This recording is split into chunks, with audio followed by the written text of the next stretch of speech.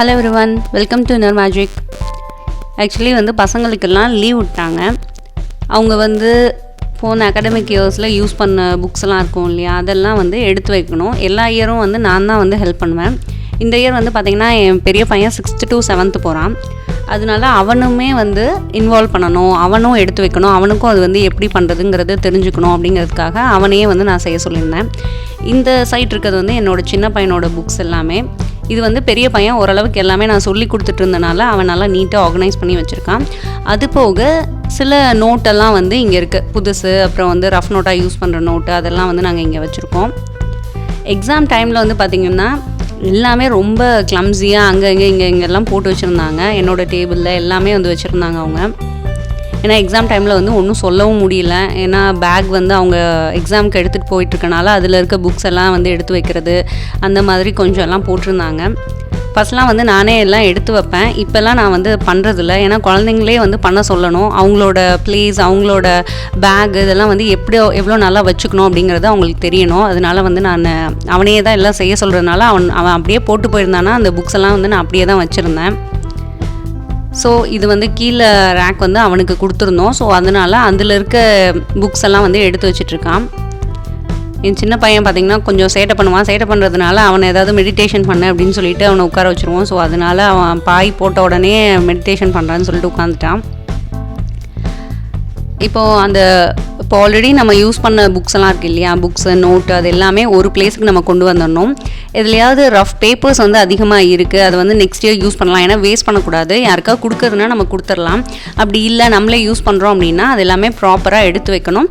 Plus நிறைய எல்லா புக்கையும் நம்ம விலைக்கு போடுறதுக்கு பதிலாக நம்ம கொஞ்சம் புக்ஸ் தேவைன்னா எடுத்து வச்சுக்கணும். ஸோ அதனால் அது எல்லாமே பிரித்து வைக்கிறதுக்கு என் பையனே நான் சொல்லியிருக்கேன். அதனால் அவன் எல்லாத்தையும் எடுத்துகிட்டு வந்துட்டான். இப்போது அந்த ரூமில் இருந்த எல்லா புக்ஸும் இது தான். அவனோட பேகு எல்லாமே கிளியர் பண்ணியாச்சு.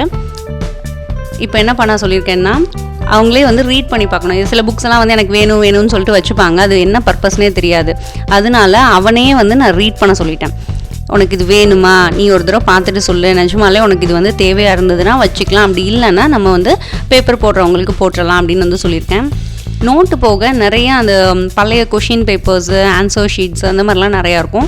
ஸோ அது எல்லாத்தையுமே நான் எடுத்து வச்சிட்டேன். சில புக்கில் பார்த்திங்கன்னா சில பேஜஸ் கொஞ்சம் நமக்கு தேவையாக இருக்கும். இப்போ பார்த்திங்கன்னா மேப்பெல்லாம் யூஸ் பண்ணாத மேப்பு, இதை அப்படியே நம்ம போடுறதுக்கு பதிலாக நம்ம வீட்டில் ப்ராக்டிஸ் பண்ணுறதுக்கு இந்த மேப்பெல்லாம் வச்சுக்கலாம்.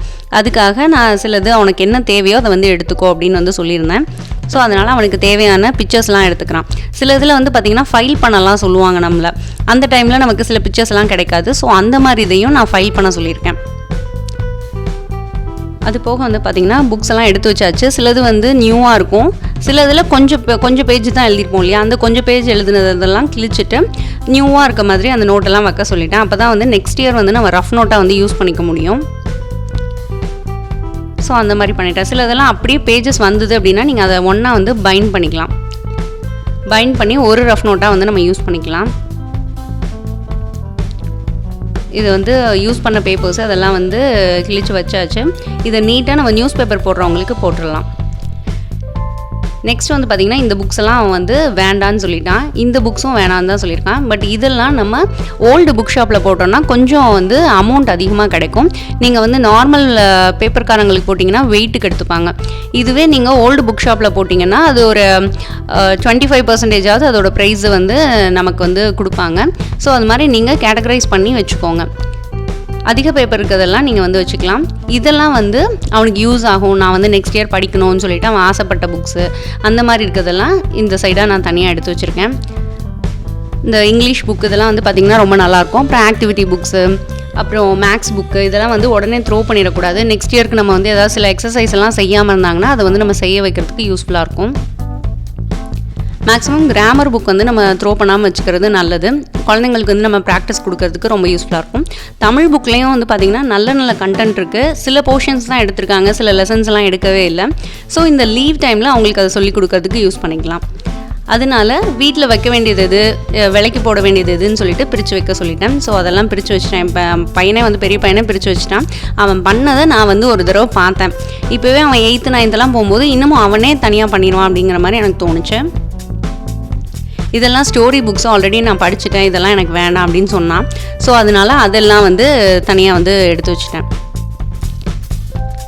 இப்போ பாருங்கள், இந்த கிழிஞ்ச பேப்பர்ஸ் கூட நல்லா ஆர்கனைஸ் பண்ணி ஏன்னா நம்ம விலைக்கு போடும் போதும் கொஞ்சம் நீட்டாக போட்டோம்னா அது நல்லாயிருக்கும். ஸோ அதையும் நான் வந்து எல்லாம் நீட்டாக எடுத்து வச்சுட்டேன்.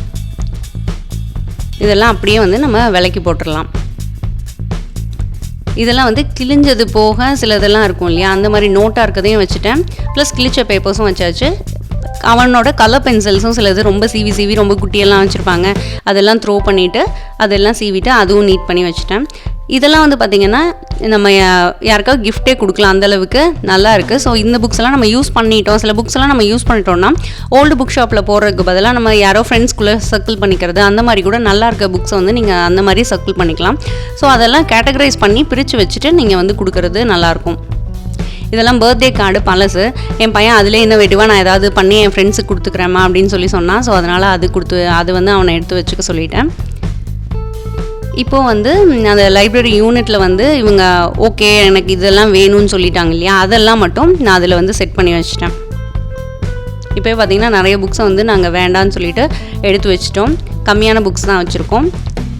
இது வந்து அடுத்த வருஷத்துக்கு ரஃப் நோட்டாக யூஸ் பண்ணுறதுக்கான சில புக்ஸ் எல்லாம் வந்து இந்த மாதிரி செட்டில் பண்ணி வச்சாச்சு.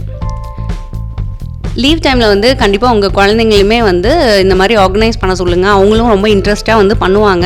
நம்மளே தான் பண்ணணும், அவங்களுக்கு தெரியாது அப்படின்னு சொல்லிட்டு இல்லை. அது போக நீங்களும் சில புக்ஸ் எல்லாம் தேவையா அவங்களுக்குங்கிறத பார்த்துக்கோங்க. என் பையன் வந்து டிக்ஷனரியே 3-4 வச்சுருந்தான். ஸோ அதெல்லாம் வேண்டாம் அப்படின்னு சொல்லிட்டு எடுத்து வச்சிட்டோம். சில புக்ஸ் எல்லாம் நம்ம படிச்சிருப்போம், குழந்தைங்களும் படித்து முடிச்சு எனக்கு ரொம்ப போரிங்காக இருக்குன்னு சொல்லுவாங்க. அந்த புக்ஸை வந்து அவங்க ஃப்ரெண்ட்ஸோட சர்க்கிள் பண்ணிக்க சொல்லலாம். அவங்களோட புக்ஸை வந்து நம்ம வாங்கி படிக்கலாம், அந்த மாதிரிலாம் பண்ணிக்கலாம். இந்த புக்ஸ் எல்லாம் பார்த்திங்கன்னா ஆல்ரெடி அவனுக்கு வேணும் அப்படின்னு சொன்னனால அவன் வந்து அதை அப்படியே வச்சுருக்கான். சில புக்ஸ் வேண்டாங்கிறது மட்டும்தான் நான் வந்து எடுத்திருக்கேன். ஒரு 3 months ஒன்ஸ் வந்து நம்ம இந்த புக்ஸ் எல்லாம் படிக்கிறோமா அப்படிங்கிறத நம்ம செக் பண்ணணும். அப்படி குழந்தைங்க படிக்கணும்னு நினச்சோன்னா இதை கொஞ்சம் படி, இந்த புக்ஸ் எப்படி இருக்குன்னு பாரு அப்படிங்கிறத அவங்களுக்கு சொல்லணும். ஏன்னா எப்போயுமே டிவி மொபைல் அப்படியே குழந்தைங்கள வந்து வளர்க்குறதுக்கு பதிலாக இந்த மாதிரி புக்ஸ் படிக்கிற பழக்கத்தை வந்து ஏற்படுத்தி கொடுக்கணும். நம்ம வந்து நிறைய புக்ஸ் படித்தா தான் குழந்தைங்களும் நிறைய புக்ஸ் படிப்பாங்க. நம்ம டிவியை பார்த்துருந்தா அவங்களும் அவன் டிவியை தான் பார்த்துட்ருப்பாங்க. அதனால் நம்ம டிவியோ இல்லை மொபைலோ பார்த்தா கூட குழந்தைங்க வந்துட்டாங்க அப்படின்னா நம்ம அதில் வந்து நம்ம கவனத்தை வைக்காமல் புக் படிக்கிறதோ இல்லை குழந்தைங்களோட பேசுகிறது அந்த மாதிரி நம்ம வந்து இன்ட்ராக்ட் பண்ணோன்னா கண்டிப்பாக அவங்களுக்கு வந்து யூஸ்ஃபுல்லாக இருக்கும். ஸோ எங்களோட வீட்டில் வந்து புக்ஸ் எல்லாம் இப்படி தான் ஆர்கனைஸ் பண்ணி வச்சுருக்கோம். நீங்கள் என்னோட லைப்ரரி யூனிட் வந்து பார்க்கணும் அப்படின்னு நினச்சிங்கன்னா என்னோட யூடியூப் சேனல்லே இருக்குது, அதையும் நீங்கள் வந்து போய் பாருங்கள். இந்த வீடியோ உங்களுக்கு ரொம்ப யூஸ்ஃபுல்லாக இருக்கும் அப்படின்னு நினைக்கிறேன். வேறு ஒரு நல்ல வீடியோவில் மீட் பண்ணுறேன். தேங்க்யூ, பாய்.